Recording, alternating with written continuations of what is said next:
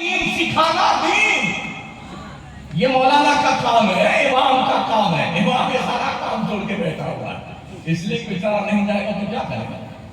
4000 میں کیا ہونے والا ہے؟ 5000 روپلی میں کیا ہونے والا ہے؟ اس لیے کہ اسے پتا ہے جیسے نیت باندھتا ہے 4 رکعت کی، یا اللہ پیٹرول 100 روپے لیٹر ہے، یا اللہ دال بھی 200 روپے کلو ہو گئی، یا اللہ تیل بھی بڑا مہنگا ہے، لہسن 240 روپے کلو، یا اللہ تنخواہ بہت کم ہے، اللہ اکبر۔ حضرت کبھی 4 رکعت والی چیز کے سلام پھر کے بیٹھ جاتا ہے، کبھی 3 والی کار میں ٹکا دیتا ہے۔ یہ ہوتا نا، یاد رکھیں اگر امام اس طرح جیے گا تو کیا کھاک دین سکھائے گا آپ کو؟ ہم ہی تو بول رہے ہیں، ایسے ہی بولتے ہیں۔ کئی جگہ لوگ غصہ جاتے ہیں تو نظر نہیں دیتے، چولہے باڑ میں جاؤ، مجھے تو بولنا ہاں، دھندا کرتا ہوں، بزنس کرتا ہوں، کاروبار کرتا ہوں۔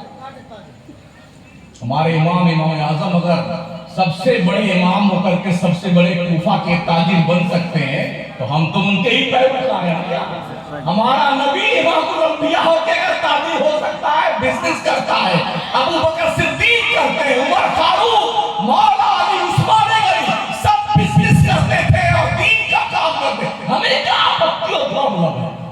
ہاں قوم کو ہے، ارے مولانا کا دھندا کرتا ہے، ایسا امام نہیں چاہیے جو دھندا کرتا ہو، تو تیرا جنازہ پائے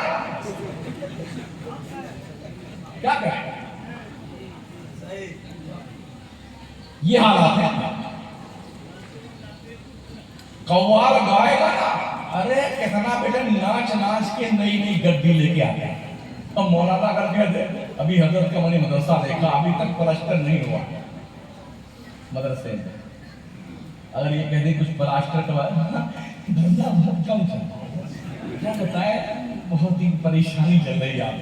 اور میں گویا آتا ہے نا مربوط تو بولا اب کہاں سے پیسے نکلتے ہیں؟ تم بہت نئی نئی گلیاں لے کے آتا کماتا۔ اس لیے جاگروک بنے، جاگروک بیداری پیدا کیجئے۔ اللہ کبھی نہیں پوچھے گا او بھاگلپور کے لوگوں تم نے حضرت سید صاحب کا عرس کیا تھا کہ نہیں کیا تھا، اللہ کبھی نہیں پوچھے گا۔ اور اگر تم نے ایک کو نماز چھوڑی نا، اتنا دھنائی ہوگی، بیٹا اتنا مارے جاؤ گا تمہاری شکل بگڑ جائے۔ روز محشر کے 4 اداس بوت اولی پرشش نماز، تمہیں رب کا ڈر نہیں لگتا ہے؟ اما عائشہ فرماتی ہے میرے مصطفیٰ کریم جب نماز کی نیت باندھتے تھے رات میں ہچکیاں لے لے کے روتے تھے، مصلی پہ سجدے میں سر رکھتے تھے تو آنسوؤں سے مصلی بھیگ جاتا تھا، داڑھی آنسوؤں سے ٹہرا جاتی تھی۔ کبھی آپ کے اور ہمارے بھی آنسو نکلے اللہ کے در سے؟ بلی مر جائے تو روئیں، کتا مر جائے تو روئیں، چھگڑی بکری مر جائے تو روئیں، دھندا میں بہت پڑا ہے کھول روئیں گے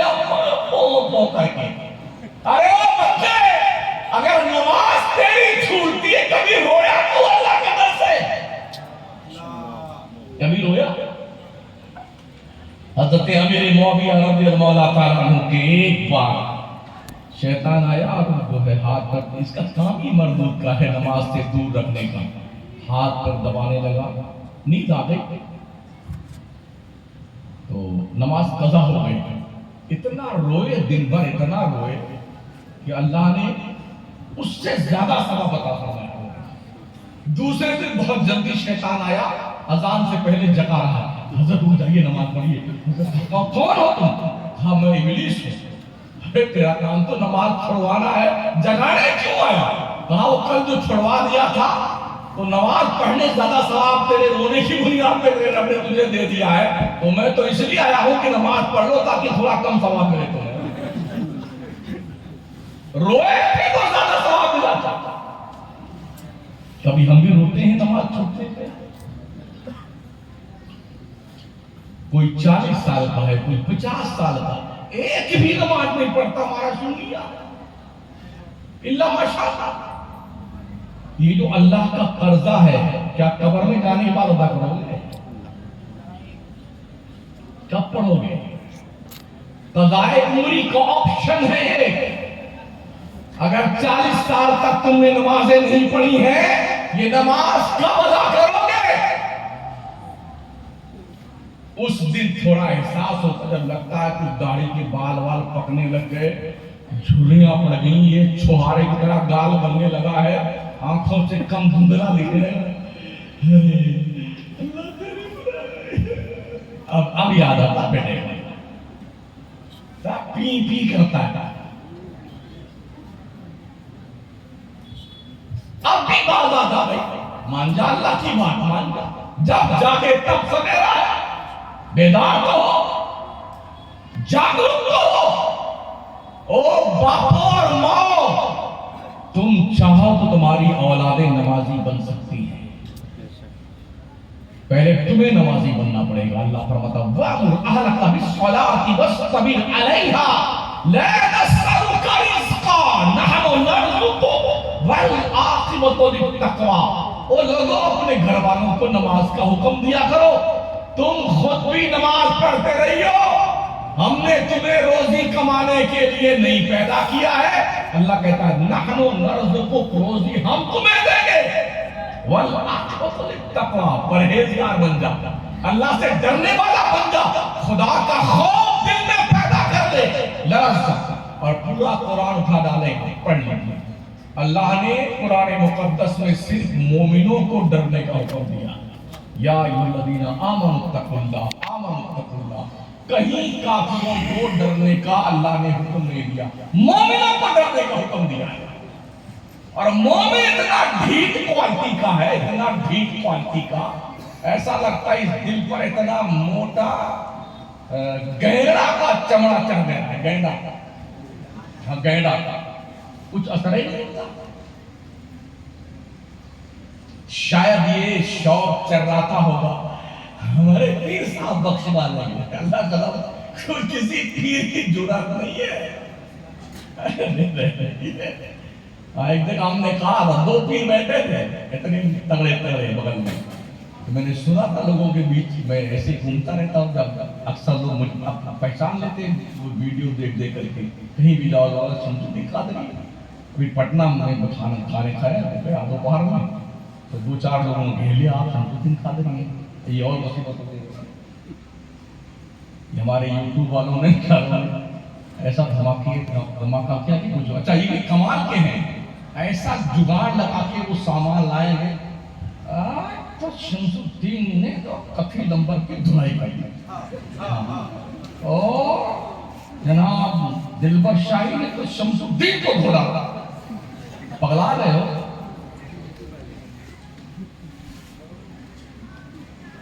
کیا کرتے تم؟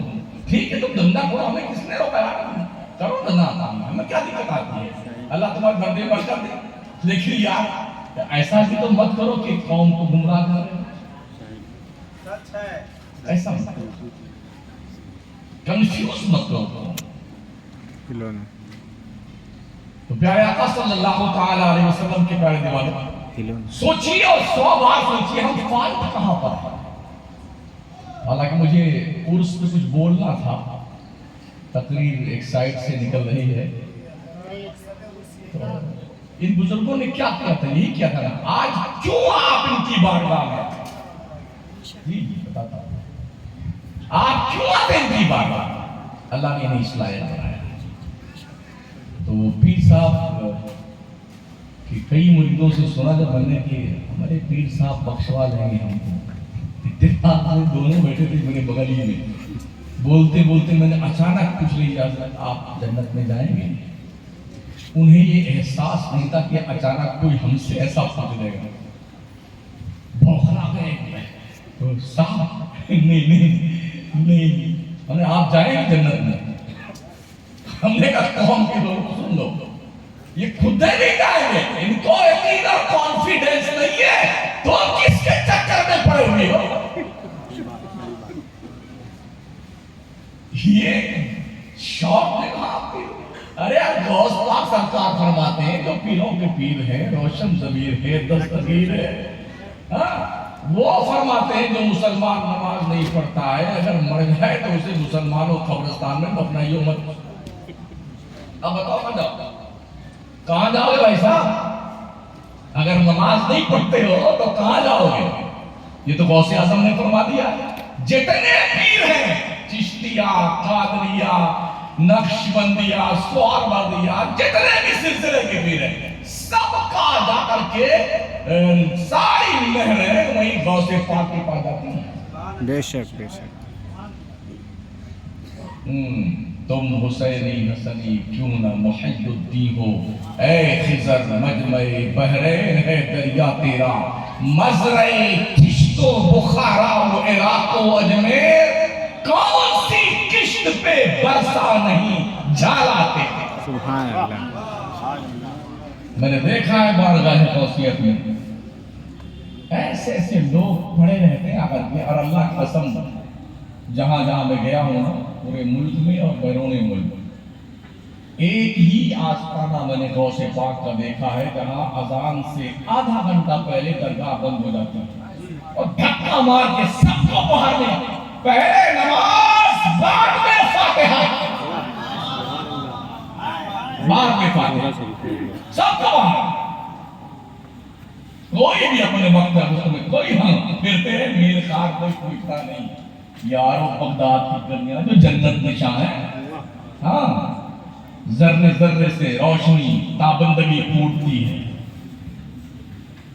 وہ آستانے کرم غوث پاک کا۔ وہ فرماتے ہیں بے نمازی آدمی مر جائے مسلمان، اسے مسلمانوں قبرستان میں دفناؤ مت۔ اللہ والے عبادت کر کے پھر مشہوری دلوں پہ جو سلطانی ہے لوگوں کی نا، ولیوں کی، وہ ایسے نہیں ہے جمعہ پڑھنے والے، جی نہیں، یہ وہ لوگ تھے جن کی راتیں رو رو کے گزرتی تھی اللہ کے محبت میں، جن کا دن بے چینی اور اضطراب پہ گزرتا تھا، جو اللہ کا تقویٰ دل میں رکھتے تھے، جن کی آنکھیں برسا کرتی تھی خدا کی محبت میں، یہ وہ لوگ تھے جو آج قبروں میں تو ضرور سو رہے ہیں اور اللہ نے ان کے رتبے اتنے بلند کیے ہیں، ہجوم کر کے خلقت آتی ہے کچکولے گدائی لے کے بھیک مانگنے۔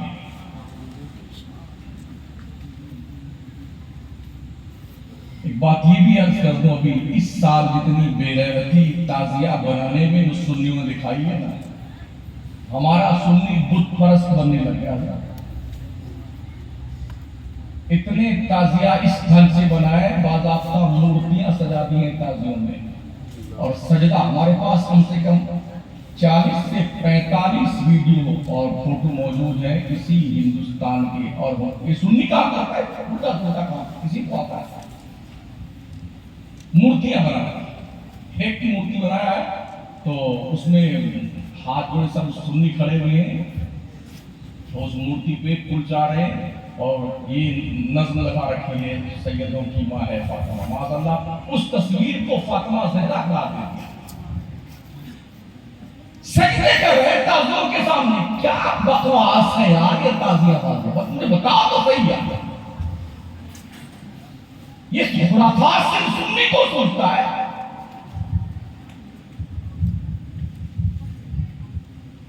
کوئی ڈھول بجوا رہا ہے، فتوا دے رہا ہے، کئی ملے بھی نکل گئے، ڈھول بجائے ہے، ڈھول بجاؤ۔ خدا بندہ یہ تیرے سادہ دل بندے کی ردائے کہ درویشی بھی عیاری ہے، سلطانی بھی عیاری ہے۔ قوم کنفیوز ہو گئی ہے، کدھر جائیں؟ یہ مولوی جائز کہتا ہے، یہ ناجائز کہتا ہے۔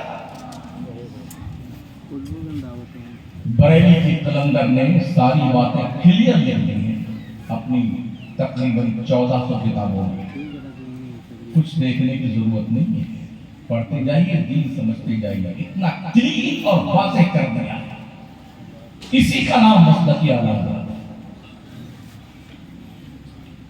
اکثر مسلک اعلیٰ حضرت کا نعرہ لگانے والا سنی یہ سمجھتا ہی نہیں ہے کہ مسلک اعلیٰ حضرت کس کا نام ہے، وہ سمجھتا شاید یہ نعرہ لگانے کا نام مسلک اعلیٰ حضرت، جی نہیں، نعرہ لگانے کا نام مسلک اعلیٰ حضرت نہیں ہے، وہ خطوط اور وہ راستے جو دین اور شریعت کے امام اہل سنت نے متعین کر کے بتائے ہیں، شریعت مصطفیہ کی روشنی میں اس کا نام مسلک اعلی حضرت ہے، نعرہ لگانے کا نام مسلک اعلی حضرت نہیں ہے۔ تو اپنے بچوں کو کم از کم مسلمان تو بنا دو، ڈھنگ کا بھائی صاحب، ڈھنگ کا مسلمان بنا۔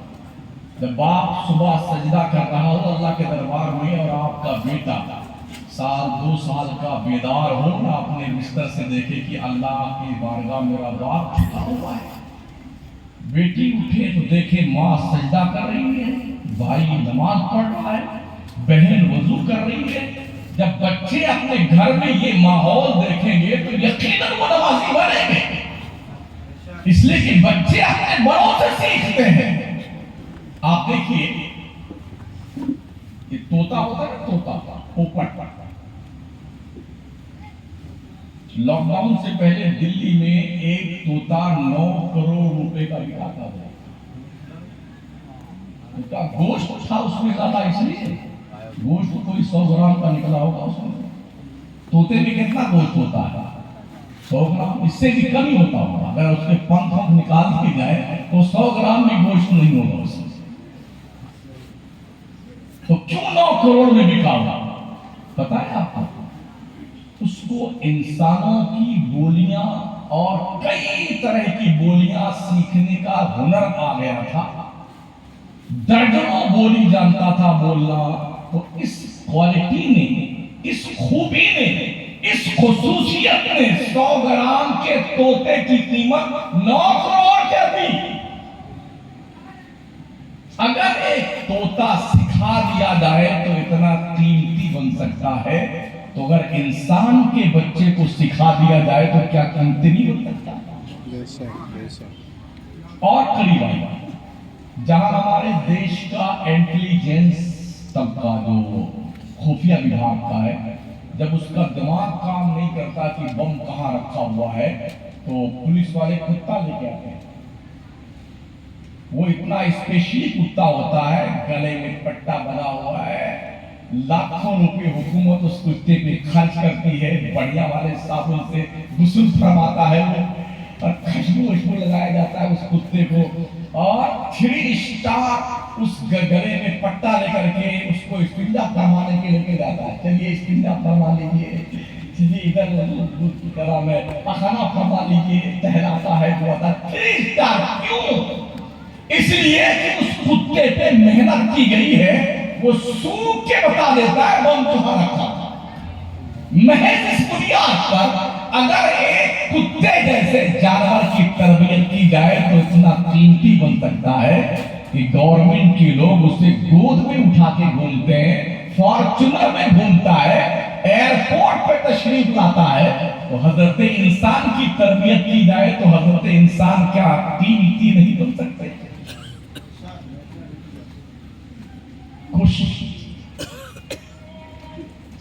کوشش کرو اپنے بچوں کی تربیت کرنے، کوشش کرو۔ اور یاد رکھنا، ایک ماں باپ کی سب سے قیمتی امانت نیک اولاد ہے۔ بلڈنگ، دکان، جائیداد، منقولہ، غیر منقولہ، سونا، چاندی، ہیرے جواہرات، بینک بیلنس، لائف انشورنس، اگر بچہ آوارہ ہو گیا تو تمہاری زندگی میں ہی